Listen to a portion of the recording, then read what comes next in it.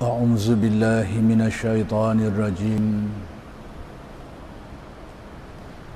بسم الله الرحمن الرحيم. الحمد لله رب العالمين وبه نستعين. اللهم صل على سيدنا محمد النبي الأمي وعلى آله وصحبه وسلم. رب اشرح لي صدري ويسر لي أمري واحلل عقدة من لساني يفقه قولي. ولا حول ولا قوة إلا بالله العلي العظيم. إلهي أنت مقصودي ورضاك مطلوبي، أعطني محبتك ومعرفتك. السلام عليكم ورحمة الله وبركاته. الحمد لله والشكر لله والصلاة والسلام على رسول الله. أما بعد. Pertama sekali kita bersyukur kehadrat Allah Subhanahu wa taala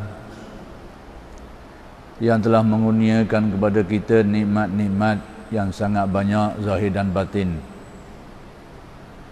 Mudah-mudahan segala nikmat-nikmat itu sentiasa dikurniakan kepada kita dan dijadikan kita orang-orang yang mensyukuri nikmat yang dikurniakan, dan dengan sebab syukur nikmat itu kita ditambah lagi dengan nikmat-nikmat yang lain oleh Allah Subhanahu wa taala. Dan insya-Allah pada malam ini akan diteruskan lagi pengajian kitab Futuh Al-Ghaib karya Syekh Abdul Qadir Al-Jailani qaddasallahu sirrahu,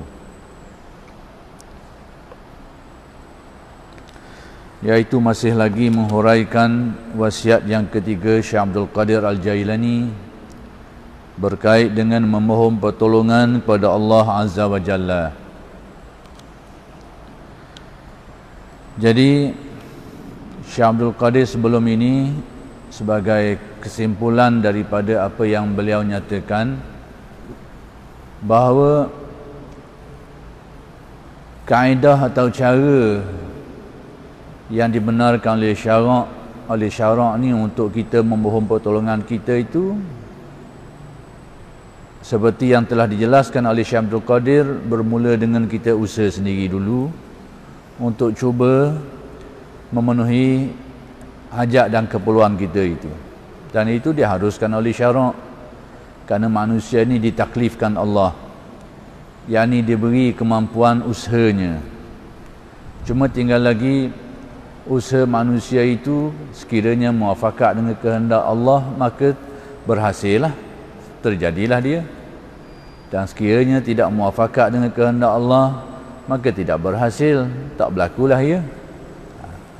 Kemudian setelah kita berusaha untuk menunaikan hajat kita ini dan tidak berhasil, maka langkah selanjutnya, kata Syekh Abdul Qadir, mintalah pertolongan dengan siapa saja atau apa jua yang pada sebab musababnya menjadi sebab kepada pertolongan. Dan itu tidak salah. Boleh kita minta tolong dengan sesiapa yang pada hukum sebab musababnya dia dapat melakukan itu, dapat menolong. Jadi kita minta tolong dengan orang tu pun kerana keyakinan yang betul, meyakini bahawa tidak ada pertolongan yang sebenarnya melainkan datang daripada Allah. Tidak ada yang maha kuasa melainkan Allah. Tauhid biar betul. Tapi minta tolong dengan orang ni, itu adalah undang-undang kehidupan, sunnah kehidupan, yang mana Allah Ta'ala mengatur alam ini, dia ada undang-undang sebab musabab dia tu. Dan kita diharuskan, dibenarkan untuk mengambil kira sebab musabab itu. Maka kita dibolehkan untuk minta tolong dengan orang. maka janganlah kita baca ini minta tolong dengan orang berlawan dengan tauhid. Inilah hari ini timbul suatu halangan apabila tauhid itu ditafsir secara yang agak sepik sikit, sehingga hal-hal seperti itu dihukumkan sebagai berlawan dengan tauhid. Bila berlawan dengan tauhid, maka dia dikira sebagai syirik hari ini. Jadi bila saya sebut ni, saya nak lanjut sikit. Saya nak jelaskan ini, tapi biarlah, kita kadang-kadang perkara tu dia datang dengan sendiri. Kita kadang tak fikir, tapi kita rasa perlu kita jelaskan juga. Ini antara fenomena hari ini yang saya terpaksa sebut banyak kali, kerana dia boleh mengakibatkan pertama sekali kecelaruan berfikir dalam kalangan masyarakat orang awam ni, orang ramai ni. Yang kedua, boleh menyebabkan clash pemikiran, perbalahan dan macam-macam. Jadi kita kena jelas. Orang nak pakar, tak mau pakar sudah. Itu sikap kita macam itulah. Kita tidak memaksa orang untuk terima. Jadi nak beritahu bahawa minta tolong dengan Allah atas keyakinan yang betul, itu tidak salah. Tak tolong dengan orang, kita tahu dia tu ada kemampuan menolong pada hukum adatnya, boleh, tidak ada halangan. Maka di sinilah timbulnya cabang yang menjadi isu hari ini, yang saya tak bercadang pun nak sebut, tapi biarlah di mari saya sebut jugalah. Isu yang timbul hari ini ni, iaitu cabang daripada tadi itu isu tawassul dan istighasah. Apa itu tawassul? Tawassul ni kita minta dengan Allah atas keyakinan Allah Ta'ala sajalah yang dapat memberi, tapi berwasilahkan dengan sesuatu yang diharuskan oleh syarak. Istighasah pula, kita minta tolong dengan siapa saja, dengan seseorang ke, atas keyakinan yang sama bahawa tidak dapat menolong melainkan Allah, tapi dilakukan itu kerana ada keharusan syaraknya. Maka dua istilah ini, tawassul dan istighasah ini, telah difahami secara yang tidak sepatutnya dan dianggap sebagai berlawan dengan tauhid tu. Iyyaka na'budu wa iyyaka nasta'in. Hanya kepada engkau kami sembah, hanya kepada engkau kami mohon pertolongan. Dia kata yang ini berlawan dengan tauhid. Dan dengan sebab inilah berlaku musibah besar di Saudi Arabia dulu, ketika gerakan-gerakan yang kita kenali pada hari ini sebagai gerakan Wahabiyah, mereka telah membunuh orang ramai kerana benda ni. Yang anggapnya orang ramai ni sudah syirik kerana mengamalkan tawassul antara sebabnya, dan dibunuh. Dan saya acap kali saya sebut, kerana saya beberapa kali bila kita pergi ke Mekah ni, kita sedang sempat berjumpa dengan orang petani lama yang ada pengalaman, yang pernah terlibat dengan kisah tu dulu, yang kita sedang lagi jumpa sebahagian orang petani itu. Kadang-kadang orang tu setengah tu kita jumpa dengan orang tu, setengah tu anak-anak dia, dan dia menceritakan bagaimana perkara ini berlaku ketika dia berada di Taif, bagaimana orang Islam ni dibunuh begitu je oleh kelompok tadi tu yang klaim orang Islam ni sudah syirik kerana mengamalkan tawassul ini. Dibunuh bergelimpangan mayatnya, dan darah atas jalan penuh darah di Taif. Tu kita dengar daripada orang yang pernah melihat keadaan tu. Isunya isu itu. Tapi perkara ni cuba ditutup-tutup lah. Tapi saya nak beritahu itulah puncanya kerana pemikiran tauhid seperti itu. Pemikiran tauhid yang disempitkan, sehingga perkara yang diharuskan dari segi syarak, sekalipun masalah khilaf, maka dianggap berlawan dengan tauhid dan dihukumkan syirik. Bila sesuatu perkara ni menjadi masalah khilaf, kaedah usul fiqh kata, nak pakar-pakar tak mau pakar sudah, tapi jangan ingkar, tak boleh nak tolak mentah-mentah, selagi perkara itu adalah ikhtilaf di antara ulama, ikhtilaf yang muktabar. Muktabar tu apa benda? Dia ada dalil-dalil yang boleh diterima. Perbezaan pandangan yang berasaskan kepada hujah dan dalil, bukan berasaskan kepala, hujah dan dalil. Jadi khilaf itu dianggap khilaf yang muktabar. Bila ada dalil, ada sudut pandang dan penghuraian hujah dan dalilnya tu, maka bila perkara macam ni Dia melibatkan betul salah, tepat tak tepat, kuat lemah. Ia tidak melibatkan iman dan kufur. Dia tidak melibatkan tauhid dan syirik. Kerana dia masalah khilaf di antara alim ulama. Jadi persoalannya mungkin hak ni lebih tepat, hak ni kurang tepat, hak ni lebih betul, hak ni kurang betul, hak ni lebih kuat, hak ni kurang kuat. Itu je. Dia akan pergi sepadang antara iman dan kufur, tauhid dan syirik. Tapi inilah yang berlaku, ditafsirkan seperti itu. Jadi kalau kita amat-amati, ini adalah cebisang daripada pergerakan Khawarij satu ketika dulu, yang ciri utama dia mudah mengkafirkan orang, mensyirikkan orang dan membid'ahkan orang. Ini ciri dia. Lain daripada pandangan dia, bid'ah. Mana-mana yang ada ciri ni, tahulah inilah adalah gerakan Wahabiyah. Tu nak khabar ciri dia. Lain daripada pandangan dia, dibid'ahkan. Tu antara alamat nak kena. Mana-mana yang buat bawah ni, main bawah ni, tahulah, tandalah. Sekalipun orang tak mengaku aku bukan, tapi itulah bendanya. Jadi kita ada sistem ilmu yang menjelaskan perkara ni.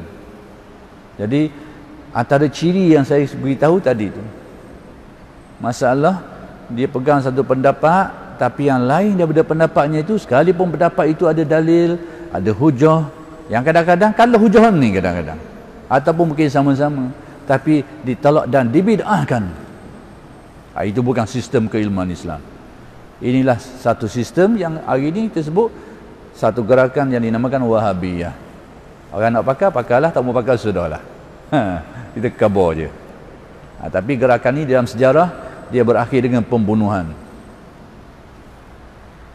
Bila yang tidak sependapat itu dibid'ahkan, dikafirkan, step selanjutnya, langkah selanjutnya mengatur pembunuhan. Dan inilah yang berlaku di Timur Tengah, berlaku di Syria, sampai hancur negara tu. Ini puncanya. Kena berhati-hati, kena jaga-jaga. Langkah selanjutnya tu orang tutup dulu, tak buka lagi. Bermula dengan meracuni pemikiran dulu. Ni kafir, ni syirik, ni bid'ah. Bila orang terima, yang selanjutnya ni. Itulah yang berlaku di Saudi Arabia tu, dibunuh secara terbuka depan jalan. Dan termasuk orang yang kena bunuh itu Tok Guru Paloh, Tok Guru dia Sayyid Abdullah Az-Zawawi, mufti Mekah. Dia nak pergi sembahyang subuh, ditembak, lepas tu dipotong tekaknya pula, disembelih pula. Takdir dia macam tu, nak kata apalah, tapi nak beritahu itulah. Semua itu mari daripada pemikiran ini, pemikiran yang menyempitkan tauhid ini, sehingga perkara itu ada dalil pun dianggap berlawang. Jadi saya nak jelaskan satu dua dalil. Saya takut orang berasa tergantung isu yang saya khabar tadi itu. Dan kita jelas di beberapa tempat lah. Sebahagian dia dalil, nak khabar sebahagian. Kita nak khabar, bukanlah kita nak menjelaskan keseluruhan, tapi nak beritahu bahawa sebahagian pun cukup lah. Nak khabarnya ada dalil. Baik. Contohnya, bila kita istighasah, minta tolong dengan yang lain dari Allah atas keyakinan yang betul, dan kita lakukan itu adalah apa yang pernah diajar oleh Nabi. Kalau kita kata itu adalah perbuatan syirik, berarti Nabi pun terlibat dengan syirik ni, kalau nak kata gitu. Sebab apa? Kerana ia juga pernah diajar oleh Nabi. Tapi gerakan ini kalau kita baca sejarah, memang Nabi pun hadang. Nabi pun dihadang. Kalau baca sejarah Susu Galuh, pemikiran ini, tengok Susu Galuh dia tu, tengok zaman awal Islam dulu, Nabi pun je betul, malah-malah adanya betul. Apatah lagi orang lain. Ketika Nabi membahagikan harta zakat, harta rampasan perang, Nabi beri berdasarkan wahyu. Orang ni mungkin dapat tak sama banyak, orang ni mungkin banyak Nabi beri kerana ada sebab lah. Kerana itu berdomankan kepada wahyu yang disampaikan. Tapi ada seseorang namanya Zu Khuwaisirah. Ini baka keturunan dia, baka tempat lahir gerakan yang saya sebut tadi tu. Najib, baka situ. Zu Khuwaisirah ni Dia mari beta Nabi. Dia kata, ya Rasulullah, berlaku adil lah. Dia suruh Nabi buat adil. Sebab Nabi beri tak sama banyak. Ni beri banyak sikit, ni kurang. Dia pergi beta mulai-mulai ada. Ya Rasulullah, berlaku adil lah. Nabi kata apa? Kalau aku tidak adil, siapa dia lagi yang adil? Kata Nabi. Sehingga sahabat-sahabat ada yang nak bunuh dia, tapi Nabi biarkan, larang. Dan ada sahabat yang ikut, bila dia begitu ada sahabat yang ikut dan mendapati dia ni orang suka buat ibadah. Banyak ibadah tetapi gaya berfikir yang sakit. Gaya berfikir yang songsang ataupun yang tidak luruh lah gaya berfikir. Tapi nak beritahu sama, kalau kita anggap orang bertawassul ni sebagai syirik tanpa kita sedar, berarti tanpa kita sedar bahawa Nabi sendiri pun terlibat, sebab Nabi penuh ajar benda ni. Antara hadis yang selalu yang biasa disebut oleh alim ulama berkenaan dengan hadis yang Nabi sebut tentang mengenai malaikat. Nabi kata Allah Ta'ala ni ada sekumpulan malaikat yang bukan dari kelompok hafazah. Hafazah tu kita tahulah, malaikat yang ditugaskan Allah untuk jaga manusia, jaga makhluk dan sebagainya. Tentera Allah itu hafazah nama dia. Tapi Allah, Nabi dalam riwayat ni Nabi kata Allah Ta'ala ni ada malaikat yang lain daripada malaikat tu. Maksudnya selain daripada hafazah ni ada malaikat lain lagi yang tugasnya, kata Nabi, duduk catat daun-daun kayu hok luruh tu. Dah cuba bayangkan banyak mana daun kayu hok luruh. Ada malaikat yang ditugaskan untuk catat benda tu. Lalu dituruti dengan kenyataan, kata Nabi, apabila seseorang kamu itu menghadapi kesukaran, fa idza asaba ahadakum arjah ni kesusahan lah, kesukaran, sedangkan dia berada bi ardin falah, dia berada di tempat lapang, tanah kosong, macam kita tengok pada pasir lah. Kalau di tanah Arab pada pasir lah, tempat tak ada orang. Kalau kita ni dalam hutan lah, masuk dalam got, dalam hutan tak ada orang. Apabila seseorang itu menghadapi kesukaran, Nabi ajar fal yunadi a'inu ibadallah, hendaklah dia berseru, tolonglah wahai hamba Allah, tolonglah wahai hamba Allah. Itu istighasah. Orang tak ada depan. Tapi Nabi ajar macam tu. Sebab itu Al-Imam An-Nawawi rahmatullah alaih, dia kata guru-guru dia ni, dia kata apabila mereka menghadapi suasana itu tu, kehilangan, berada di dalam perjalanan musafir ke apa ke, tiba-tiba kenderaan antara mereka ni ada yang kehilangan kenderaan, temu lari, lalu mereka teringat hadis ni, mereka sebut a'inu ibadallah, padahal kan tak ada depan. Tolonglah wahai hamba Allah. Kata Imam Nawawi, balik tak selarang kuda tu. Jadi minta tolong seperti itu atas keyakinan dan kefahaman yang betul, tidak berlawan dengan tauhid, tapi difahami oleh kelompok-kelompok ini, dianggap kira minta tolong dengan yang lain dari Allah berlawan dengan tauhid. Itu bendanya disempitkan. Itu yang saya beritahu. Jadi saya nyatakan ini kerana isu inilah antara yang disebarkan lalu disyirikkan orang, dibid'ahkan orang dan banyak perkara lagi. Jadi kalau kita kata benda tu syirik, berarti Nabi yang ajar tanpa sedar. Baik, contoh lain pula kita beri. Riwayat lain mengenai ada seorang buta yang datang jumpa Nabi. Kita sebut banyak kali ni biar masing-masing dengar acap kali, tak apalah. Supaya apa? Supaya tidak mudah terpengaruh dengan faham yang sempit tadi tu, yang menyempitkan. Kalau tak ada dalil tak apa, disepakati ulama tak apa, tapi bila ada dalil dikhilafkan ulama, nak pakai-pakai tak musudahlah, tapi jangan libatkan dia sebagai syirik atau sebagainya. Itu kita nak khabar gitu je. Kamu pakai sudah, kamu terima sudah, tapi janganlah mensyirikkan orang yang menerimanya, sebab benda tu ada dalil dan benda tu ada khilaf ulama, ada ulama yang mengesahkannya, yang menerimanya. Itu kita nak khabar gitu. Macam saya kata tadi tu, trend yang terima satu pendapat, tolak yang lain, bid'ahkan, itulah trend yang disebut Wahabiyah. Sama ada orang tu dia mengaku dia Wahabi tak Wahabi, itu cerita lain. Dia pakai pattern tu, itulah kenyataannya. Salah satu. Selain daripada aspek-aspek ketauhidan lain, itu nanti kita cerita lain. Dia ada beberapa ciri lah. Sebab ada orang kadang-kadang dia kata aku Wahabi lah dah. Aku dah padahal ibaratnya dia kata aku orang Melayu lah dah. Aku bukan, padahal makan budu memang orang Melayu lah, ibarat kata lah gitulah. Itu tamsilah yang umum lah. Nak khabarnya pegang prinsip itu, itulah prinsip Wahabiyah. Prinsip tu salah satu daripada prinsipnya. Baik.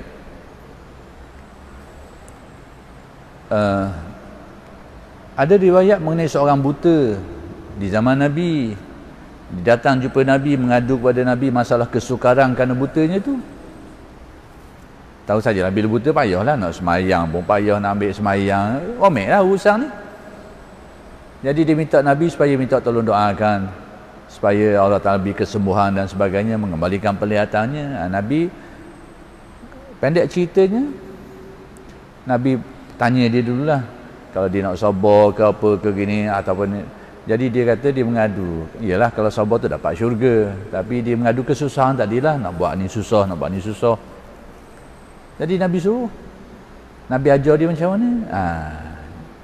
Nabi suruh dia ni supaya mengambil wuduk dan menyempurnakan wuduk tu, ambil air semayang dan sempurnakan. Maksudnya ambil semayang dengan lengkap lah, mana yang wajib, mana yang sunat, ambil lengkap. Lepas tu Nabi kata suruh dia solat 2 rakaat. Nabi suruh dia, ambil ajar ke dia, buat begini, semayang 2 rakaat. Selepas semayang membaca doa, doa yang Nabi ajar. Nabi ajar dia doa, kalimat doa. Apa kalimatnya?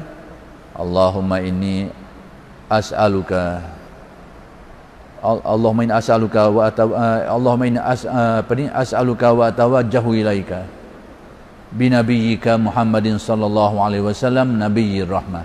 Nabi ajar perkataan itu. Wahai Tuhanku, aku minta denganmu, dan wa atawassalu ilaika binabiyyika Muhammadin sallallahu alaihi wasallam. Aku minta denganmu ya Allah, dan aku bertawassulkan, berwasilahkan dengan kemuliaan Nabi ini. Aku minta denganmu ya Allah, tapi aku sebut dengan kemuliaan Nabi-Mu ni. Itu panggil tawassul. Berwasilahkan Nabi-Mu ini, iaitu Nabi Rahmah, Nabi yang pembawa rahmat. Nabi Muhammad ni Nabi pembawa rahmat. Jadi Nabi ajar ke dia supaya baca gitu tu. Nabi ajar, Nabi yang ajar dia gitu. Kemudian apa lagi? Rangkap selanjutnya, perkataan selanjutnya, ya Muhammad. Nabi suruh dia sebut gitu. Ya Muhammad, inni atawassalu wa atawajjahu bika ila rabbi lituqda hajati au kama qala. Wahai Muhammad, Nabi suruh dia sebut gitu. Wahai Muhammad, aku bertawassul dan aku berwasilah dan menghadapkan diriku kepada Allah menerusi dengan kemuliaan-Mu ni supaya ditunaikan hajatku. Itu dinamai istighasah. Jadi, dan hal ini dilakukan oleh orang buta ni, dan dengan izin Allah penglihatannya dikembalikan Allah, dapat melihat semula.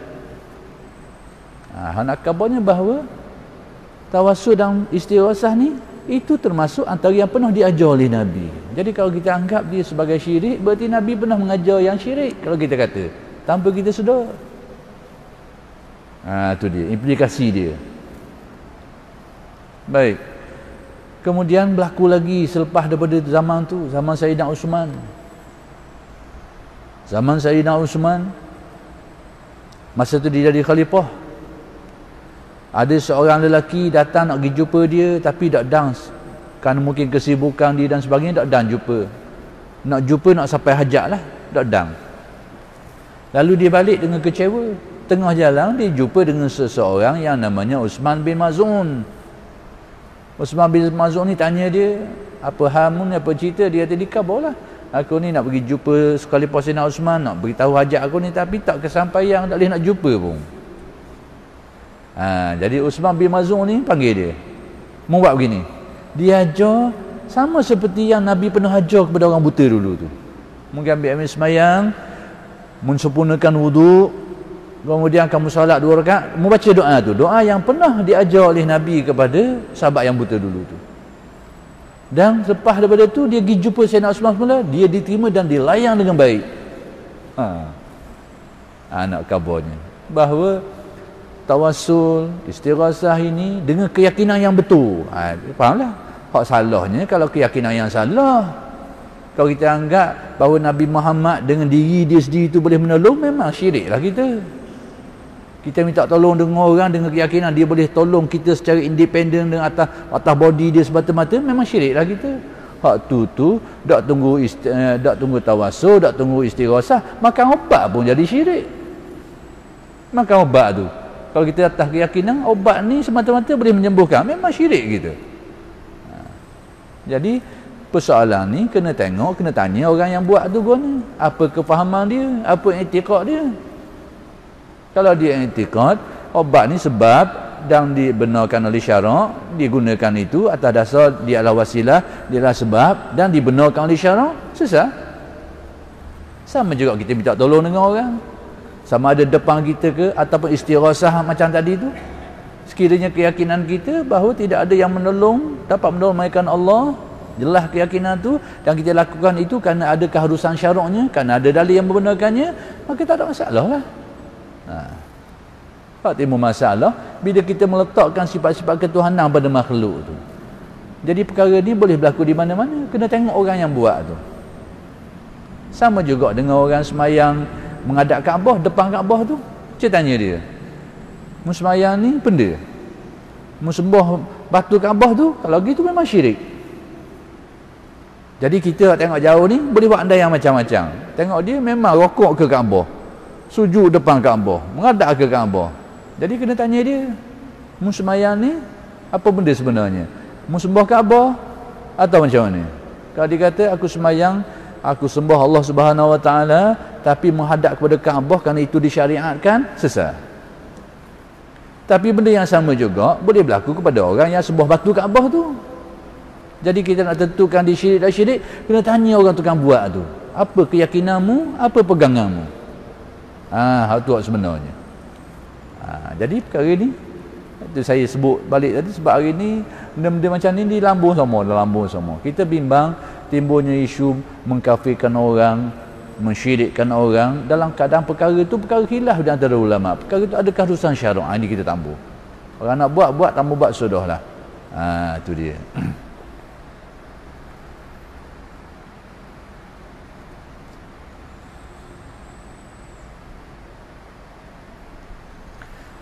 Kalau saya nak sebut segi, boleh saya sebut sedari lagi. Tak apalah, dia sebut sekejap kali. Zaman Sayyidina Umar ni, ketika dia jadi khalifah, Nabi sudah wafat. Berlaku kemarau panjang. Maka ada seseorang datang, dan orang ini dikenal pasti sebagai Bilal bin Haris Al-Muzanni. Dia mari ke kubur Nabi.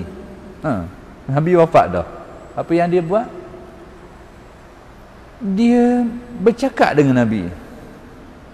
Ya Rasulullah. Dia berbahasa. Cakaplah. Dia tak dengar Nabi kata benda, tapi dia berbahasa. Sebab apa dia buat begitu? Kerana dia faham keadaan. Ya Rasulullah, istasqi li qaumik, istasqi li ummatik, fa innahum qad halaku. Ya Rasulullah, tolonglah minta doalah, mintalah pada istasqi, mintalah tolong kepada Allah Taala supaya diturunkan hujan. Jadi kita minta dengan Nabi, iaitu dengan harapan supaya Nabi tolong minta dengan Allah. Itulah prinsip dia. Bukan kita minta dengan Nabi atau kira-kira Nabi tu boleh buat sendiri.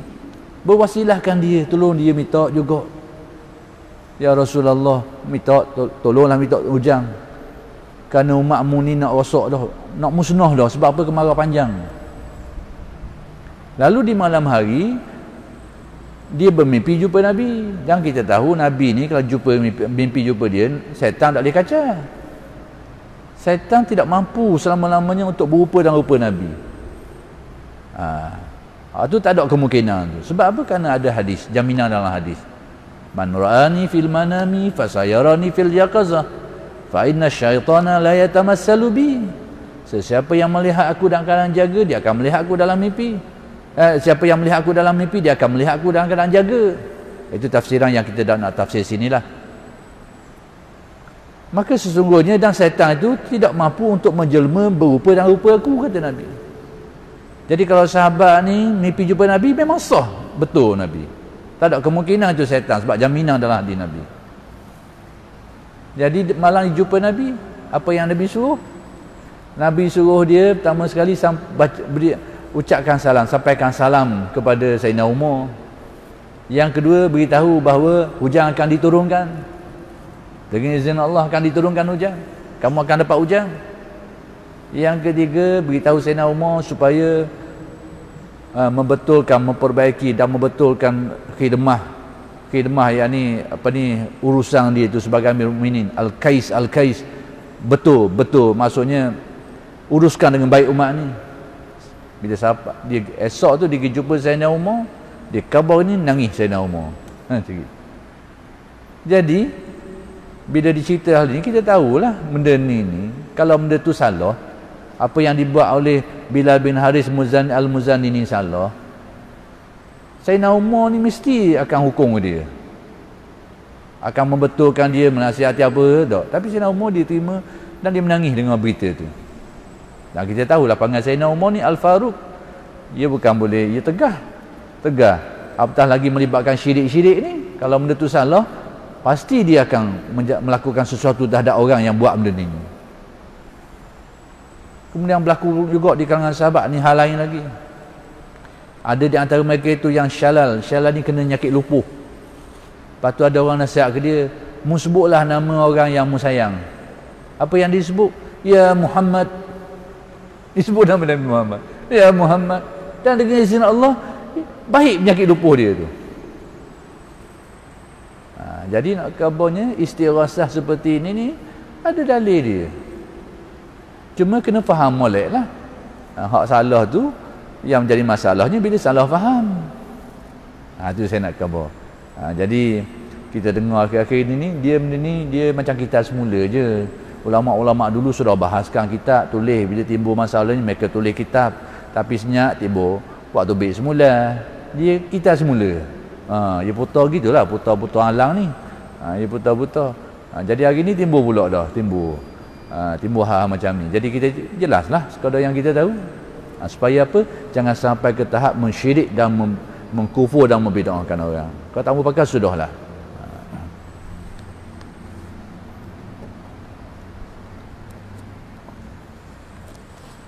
Baik, sambungannya.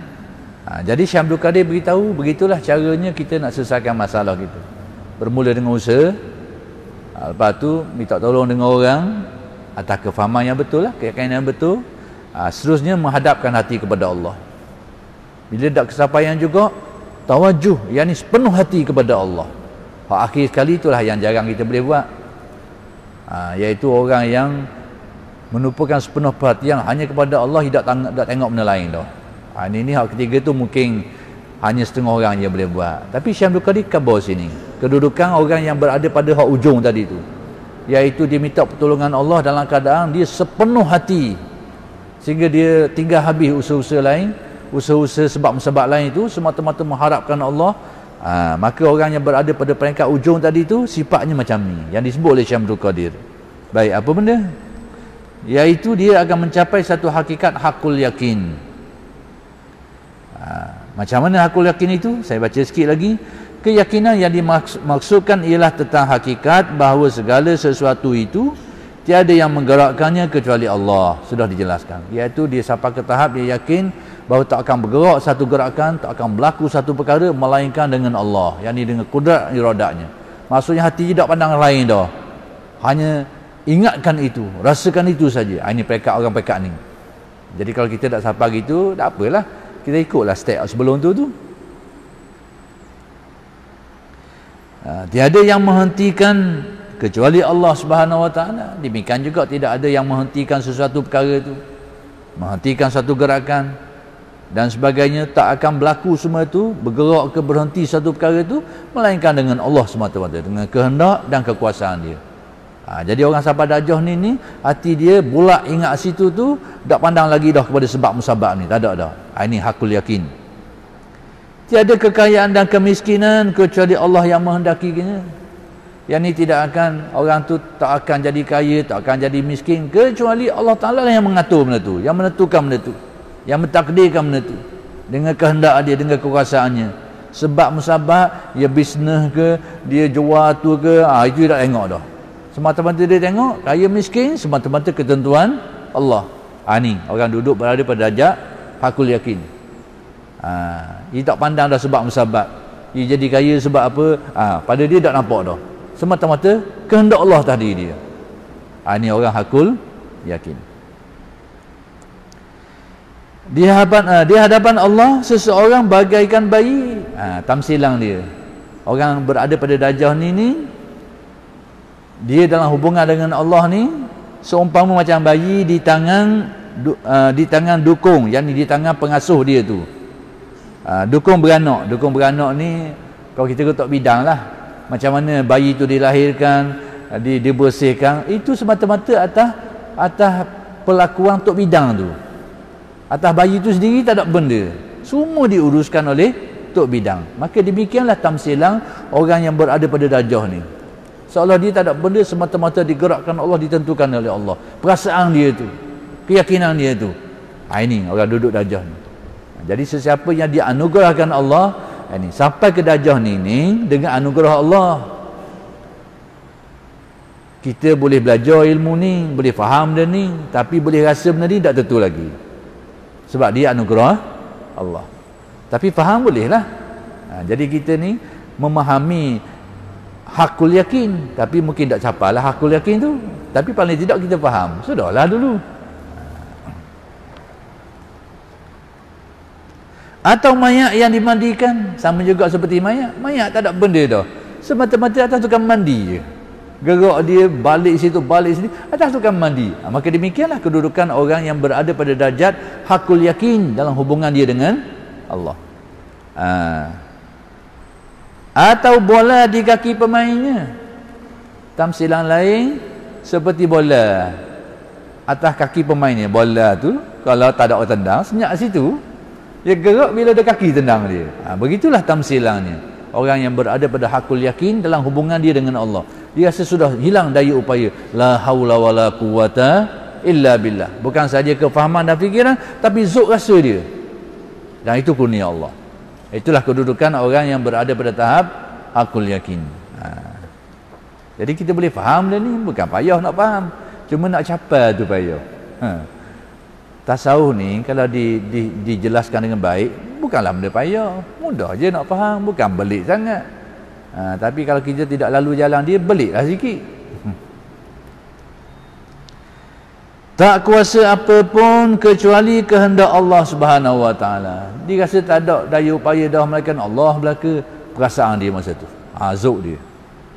Dengan demikian ia tidak akan melihat kecuali hanya kepada Allah.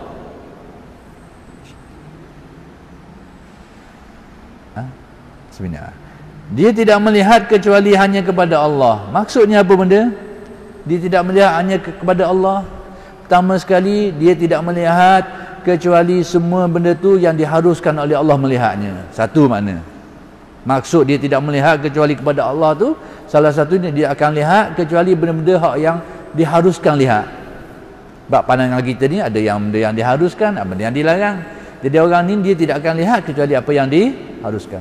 Yang kedua makna dia, iaitu penglihatan dia pun, aku dapat melihat pun, itu adalah dengan kehendak Allah, dengan ketentuan Allah, dengan anugerah pemberian Allah.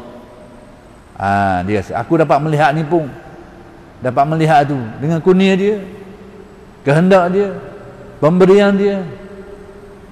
Kita tak berasa tu. Sebab kita makam syariat, kita hanya melihat apa yang diharuskan oleh syarak melihat lah. Tapi tak berasa kita ni, penglihatan kita ni semata-mata dikurnia oleh Allah. Penglihatan kita ni adalah dengan kudrat dia, dengan kekuasaan dia, dengan kehendak ketentuan dia, pemberian dia. Kita tak mari benda tu, tak rasa gitu. Dia ni siapa gitu. Bukan saja dia lihat apa yang diizinkan Allah, tapi dia sendiri merasa aku tak dapat melihat kecuali dengan gerak dari Allah, dengan kehendak dia, dengan kekuasaan dia, ketentuannya. Selagi tak akan mendengar kecuali hanya dari Allah. Apa maksud? Tidak mendengar kecuali sesuatu yang datang dari Allah. Sama juga, dia tidak dengar kecuali benda-benda hak yang diharuskan oleh syarak mendengarnya saja. Dia dengar benda baik-baik je lah.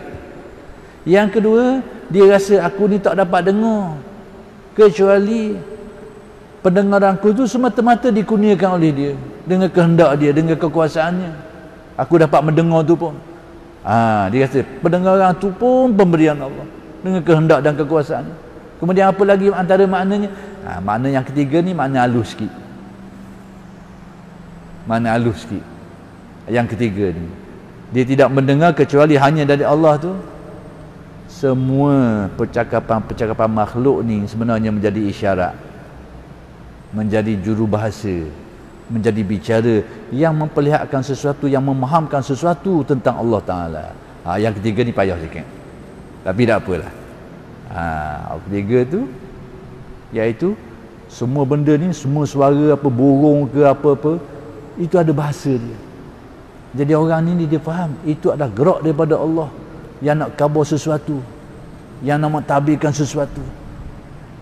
Jadi makna ketiga ni untuk ahlinya lah, untuk orang sampai darjah dia. Kita tak sampai faham tadi, kita lihat, kita dengar apa yang diizinkan Allah, itu pun padan dah. Dan lebih baik, yang lebih tinggi sikit lagi, kita sedar, mungkin tak rasa dengan kuat, tapi sedar bahawa penglihatan kita pun diberi oleh Allah, laku dengan kehendak dia, dengan kekuasaan dia. Kalau kita kuat lagi, makin kuatlah hakikat yang kita capai itu. Cuma ketiga tu rahsia sikit, maksudnya bukan semua orang dapat memahami bahasa isyarat. Sebab tu saya nak cerita sikit sebagai penutup, sebagai tak panjang sangat lah. Al-Junaid ni dia ada murid dia nama Shibli. Shibli ni kisah panjang, kita tak boleh cerita kerana nak jaga masa, tak boleh lajak sangat. Sikit nak sempurnakan cerita ni saja, sebab SOP pun masih berjalan lagi. Shibli ni antara murid kesayangan Junaid lah. Shibli ni dia gemuk, besar sikit badan dia. Junaid dia halus sikit, tinggi. Shibli ni badan besar. Dan dia ada kisah yang menarik macam mana dia jadi murid ni, murid Junaid ni. Tapi waktu kita skip lah nak ceritanya. Satu ketika tu dia dengar ayam kukuk. Bila dengar ayam kukuk, Shibli pun dia mari satu kefahaman. Allah. Junaid pun ambil pisah. Jangan lebih-lebih. Kayak tak kau bunuh. Maksudnya apa benda? Suara yang digerakkan, suara ayam tu, Shibli dapat memahami sesuatu, gerak benda tu, ada kefahaman yang dia faham. Jadi Junaid bimbang takut Shibli babah cakap. Dia tahan dulu. Kalau mu buat lagi, aku bunuh. Bukan nak bunuh sungguh, ancang, mu jangan tebang-tebang gini. Dan kita pun tak mau pergi jauh situ. Tapi nak kabarnya bahawa hakikat sebenarnya segala suara, segala gerak tu dia ada isyarat belaka. Dan orang faham itu gerak. Bahasa mudahnya itu adalah saluran Allah Ta'ala nak menzahirkan sesuatu. Anjing nyalok ke, burung bunyi ke, semua itu adalah dilalah, nak menunjukkan, nak menggambarkan sesuatu yang mana asal gerak tu datang daripada Allah. Tapi kita dah nak faham lah jauh-jauh gitu tu, tapi tak apalah tu, sebut sikit. Jadi oleh kerana sudah masuknya waktu insya, seperti setakat ini dulu, dan insya-Allah akan bersambung pada kuliah-kuliah yang akan datang. Aku lu qauli hadza wa astaghfirullahalazim li wa lakum. Assalamualaikum warahmatullahi wabarakatuh.